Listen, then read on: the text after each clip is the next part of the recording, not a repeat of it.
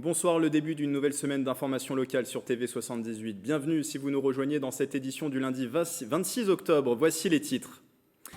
Focus sur les aidants, ces personnes qui soutiennent au quotidien un proche malade, dépendant ou porteur d'un handicap. Une journée nationale dédiée se déroulait en octobre. À Rambouillet, une plateforme d'accompagnement et de répit leur est proposée. Et nous recevrons en plateau Awa Kamara qui vient de publier Le Tiroir à Bonheur, son témoignage d'aidante familiale. Toute cette semaine, le dossier de la rédaction est consacré au circuit court dans les Yvelines. Premier numéro ce soir sur la Racine. Cette monnaie locale mise en circulation en Vallée de Chevreuse voici 2 ans. Quel est le premier bilan justement? Reportage auprès des commerçants et habitants. Enfin, la dernière défaite du week-end, lui, aura été fatale. Laurent Fournier n'est plus l'entraîneur de l'AS Poissy Football. L'ex-joueur du Paris Saint-Germain a été remercié par le club Lanterne Rouge de National 2 qui l'avait rejoint à l'été 2019. Une semaine après, on ne voit presque plus le parvis du collège du Bois d'Aulne à Conflans-Sainte-Honorine. Une semaine après, les fleurs, bougies, dessins en tout genre continuent d'affluer. Une semaine après, les hommages continuent pour Samuel Paty, ce professeur d'histoire-géographie décapité vendredi 16 octobre par un terroriste pour avoir montré des caricatures en classe à ses élèves. Samedi, parmi les nombreuses personnes venues se recueillir sur place, cette enseignante francilienne interrogée par Astrid Bergère, les propos sélectionnés par Éléonore Sinoquet. Je n'ai pas pu participer aux différentes marches et je trouvais ça important de venir là pour lui rendre hommage. Et c'est vrai que c'est impressionnant parce que je ne pensais pas qu'il y avait une telle ambiance, quoi. On sent le recueillement, on sent l'incompréhension et voilà, c'est quand même malheureux d'en arriver là, quoi. La liberté d'expression, c'est au programme, donc il n'y a aucune raison, quoi. On se doit de l'enseigner et voilà, quoi. Ça fait partie d'un programme comme le reste. Dans l'actualité, on a appris cette triste nouvelle par le biais d'un communiqué de presse publié sur son compte Twitter par la ville de Poissy. Une fillette de 6 ans est décédée samedi. Elle avait été grièvement blessée après l'effondrement d'un pan de mur du gymnase Patrick Callion. Les faits se sont produits jeudi dernier vers 12h30. L'incident a eu lieu au moment où des jeunes participaient à un stage de judo pendant les vacances. La victime avait été conduite à l'hôpital Necker à Paris. Un autre enfant du même âge, également blessé et hospitalisé, ne serait lui plus en danger. Selon la municipalité, le gymnase avait été inspecté en 2017 par une commission de sécurité. Une enquête est ouverte.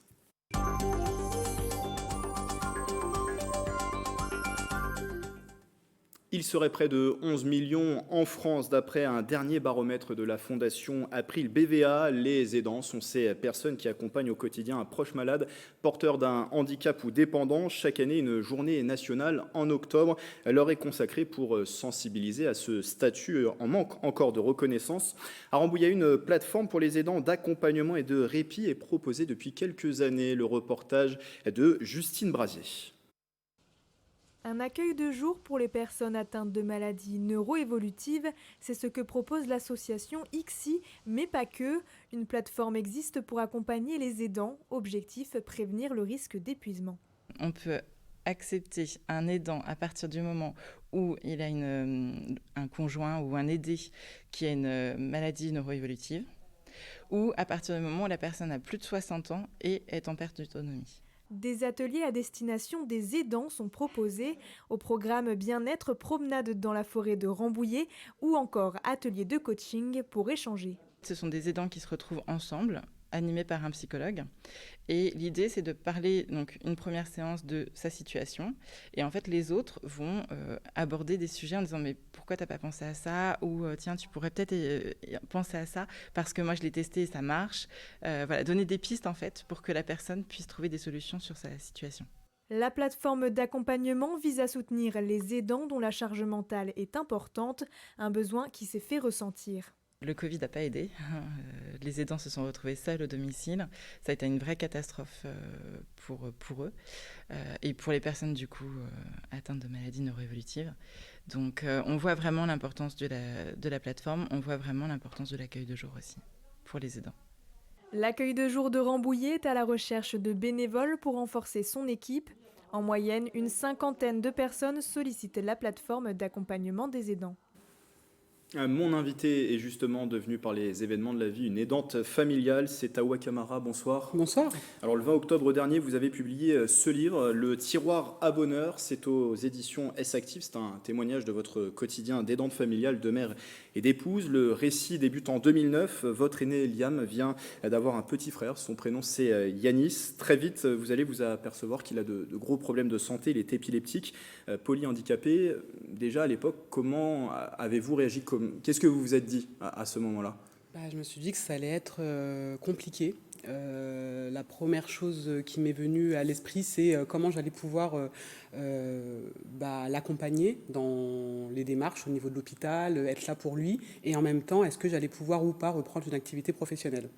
Donc voilà, c'est... Ce que vous êtes dit à l'époque, et forcément avec la force des choses, vous allez devenir donc une aidante familiale. C'est un nouveau travail au quotidien, on peut dire même un nouveau combat pour vous. Mais c'est aussi le titre du livre que je remonte à la caméra, Le tiroir à bonheur. Ça veut dire que derrière cette épreuve de la vie, il y a aussi des trésors insoupçonnés, des choses auxquelles on ne s'attendait pas, de belles surprises. Tout à fait. En fait, c'est vrai que l'arrivée d'un enfant en situation de handicap, et là on est vraiment dans le polyhandicap, vraiment c'est un chamboulement. On ne sait pas où trouver des solutions, on ne sait pas comment on va pouvoir lui permettre de faire des progrès parce qu'il est complètement dépendant. On ne sait pas comment on va gérer les hospitalisations au quotidien. Et c'est vrai que quand on a ce tableau-là, on se dit mais ma vie sera plus jamais comme avant. Et est-ce que même je pourrais réavoir une vie sociale? Et c'est vrai que très vite, les rencontres, des questionnements, mais aussi le soutien de la famille, des amis, ont permis petit à petit de s'adapter et trouver des solutions. Et dans les solutions que j'ai trouvées, avec Maïmouna Ba, une amie qui est sociologue et c'est mon amie d'enfance, on s'est posé la question de comment peut-elle créer notre propre activité. Et de là est venue la création d'une crèche, d'une micro-crèche. On en parle justement tout de suite. Rappelons juste votre parcours. Vous êtes née à Versailles, vous avez 40 ans, vous êtes assistante sociale de formation. Vous le dites, vous allez vous retrouver à ouvrir une crèche inclusive qui va accueillir des enfants valides et des enfants en situation de handicap. C'est-à-dire que cette épreuve de la vie, elle a complètement changé le cours de votre vie de manière durable. Tout à fait. En fait, le tiroir à bonheur, ce titre, c'est vraiment pour moi comme un chemin de résilience. Le tiroir, c'est comme si, dans la vie, il y a des choses qui nous permettent d'aller de l'avant. Et dans ce tiroir, j'y ai mis plein de choses. J'y ai mis, comme je disais tout à l'heure, des rencontres. Parfois, ce tiroir, il s'éloigne, il s'alourdit un petit peu. Mais c'est comment, malgré cette difficulté, on peut quand même rebondir. C'est pas forcément toujours simple. Mais oui, en effet, le fait à un moment d'être confronté à cette situation, parce qu'on peut le rappeler, beaucoup de parents d'enfants en situation de handicap rencontrent beaucoup de problèmes de mode de garde. Et si on n'a pas de mode de garde, si on n'a personne qui nous permet d'avoir des moments de répit, on ne peut pas continuer une vie sociale en tant que telle. Donc cette crèche était une réponse en tant que parent d'enfants en situation de handicap, et très vite une réponse qui s'est ouverte à d'autres parents dans cette situation. Après, on a voulu cette crèche mixte, ce qui veut dire qu'on accueille des enfants porteurs de handicap, mais aussi des enfants valides, et aussi des enfants qui ont des parents qui sont dans un parcours d'insertion sociale et professionnelle. Ce que vous dites rebondir, c'est justement aussi rebondir avec d'autres parents, parce qu'en 2016, vous fondez une association qui s'appelle Second Souffle, avec d'autres parents, qui est basée à la Queue-les-Yvelines, pour soutenir justement et accompagner les aidants familiaux et leurs proches. On le voyait aussi dans le précédent reportage, le mot clé, c'est l'accompagnement. Vous le dites, vous vous êtes retrouvé seul aussi au début de cette situation, et il faut être accompagné, être aidé. Oui, tout à fait. En fait, ce qui est un peu spécifique aux situations des parents d'enfants en situation de handicap, c'est la diversité des handicaps et des maladies, qui vont du trouble du comportement aux troubles psychiques, aux handicaps moteurs, aux handicaps sensoriels, et plus encore au polyhandicap, mais également au fait que c'est long. L'accompagnement, il est long dans le temps. On peut devenir aidant d'un enfant à peine 25 ans, et cet enfant, on va l'accompagner jusqu'à la fin de notre vie, et par ailleurs, parfois, même nos parents qui sont aussi malades, donc on peut se retrouver dans la double aidance très rapidement. Et c'est vrai que se dire qu'on est aidant, c'est pas forcément une évidence. On est avant tout parent. Il y a beaucoup de personnes qui ne savent pas qu'elles sont aidantes. Exactement. Je crois qu'il y a plus de 50% de personnes qui ne savent pas qu'ils sont aidants. Et c'est vrai que le fait finalement de se reconnaître un moment aidant, c'est aussi reconnaître que oui, il y a des conséquences sur la santé, sur la conciliation de la vie sociale et professionnelle, sur sur la fratrie, sur voilà, le quotidien, sur la situation professionnelle. Et ce qu'on dit souvent, je pense à une présidente d'association, de l'association qui menait ses amis, Sandra, qui dit souvent qu'en tant qu'aidant, on veut avoir le choix. Souvent, c'est vrai qu'on veut avoir le choix de pouvoir mettre nos enfants en établissement ou pas. On veut avoir le choix de reprendre une activité professionnelle si on en a envie. Et là, c'est vrai que parfois, on est un peu oublié, ou nos enfants sont un peu oubliés. On a parfois, certains d'entre nous, le sentiment d'être un peu invisible. Et c'est pour ça que c'est important de dire qu'on est là. 11 millions, c'est une personne sur 6. On est tous des aidants potentiels. Ouais. Donc, c'est important vraiment, je pense, de sensibiliser, d'accompagner, de soutenir et d'écouter les aidants. Et le message du coup de votre livre, pourquoi avoir eu envie de coucher votre histoire sur le papier, c'est de dire vous n'êtes pas seul, ne baissez pas les bras. C'est vraiment ça, c'est ça. Et puis c'est vrai que à la naissance de mon fils, j'ai cherché des livres. Il y a des témoignages, il n'y a pas de souci. Mais c'est vrai qu'un jour je suis entrée dans une librairie et j'ai demandé à savoir s'il y avait des témoignages de parents et on m'a dit non, c'est plus des blogs. Il y a là les aidants familiaux pour les nuls, qui est une collection et qui est très bien d'ailleurs. Et là, je me suis dit, ouais, c'est vrai qu'à l'époque, j'aurais voulu avoir un livre qui me permette c'est pas gagner du temps, mais de dire des choses, des fois qu'on ne peut pas dire, que oui, des fois c'est fatigant, que oui, des fois on a envie de passer le relais, mais également que oui, un avenir est possible et qu'on peut ouvrir des tiroirs à bonheur et avoir une vie sociale pleine et sereine. Et ce livre, donc, Le tiroir à bonheur, c'est aux éditions S-Active. On a vu d'ailleurs quelques images. Il y a une pièce de théâtre qui a été menée par votre association qui a été faite autour de cette thématique et qui sera reproposée, vous me le disiez tout à l'heure. En tout cas, Le tiroir à bonheur, je disais, édition S-Active au tarif de 14 €. Merci d'avoir été avec nous en plateau. Merci. Camara, auteur de ce livre, Le tiroir à bonheur.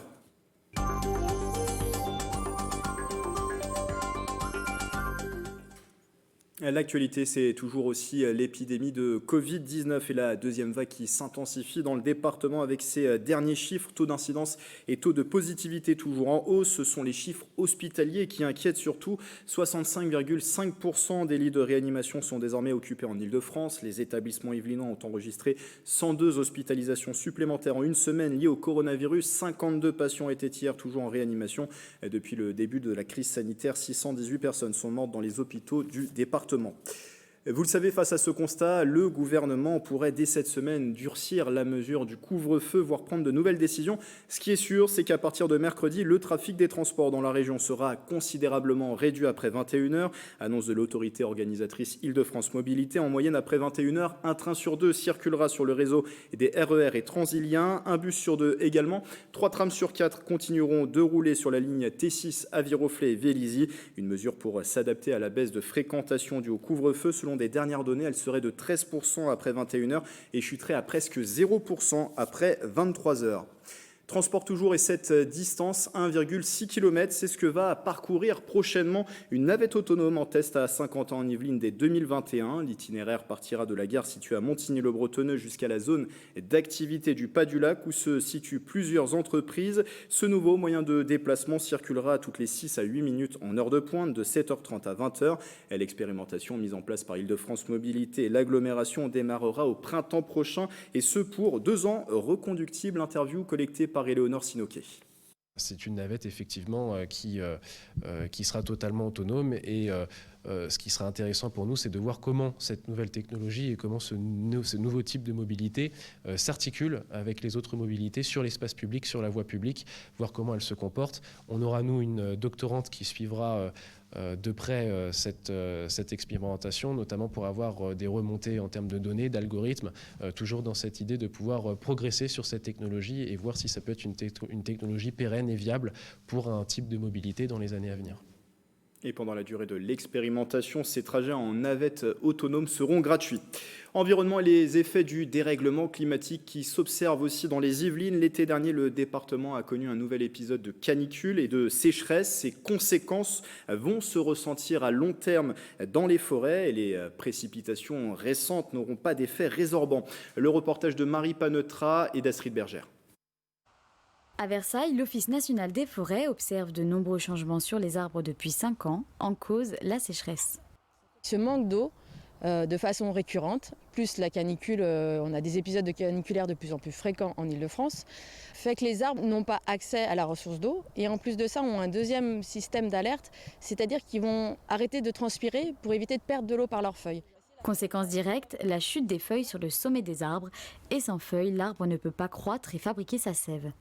Tout doucement, l'arbre va mourir. Donc si ça se répète régulièrement, un sujet sain, un arbre sain, va pouvoir accepter une année. Voilà, c'est une année de disette, entre guillemets. Mais si ça se reproduit chaque année, il ne va pas pouvoir grandir, il ne va pas pouvoir s'alimenter. Et donc la phase terminale, c'est malheureusement la mort du sujet. La situation inquiète les forestiers. Ils observent les arbres et tentent de chiffrer le pourcentage d'arbres dépérissants et leurs évolutions. Donc seules les feuilles basses, on le voit ici, là, sont vertes, sont encore vertes pour certaines.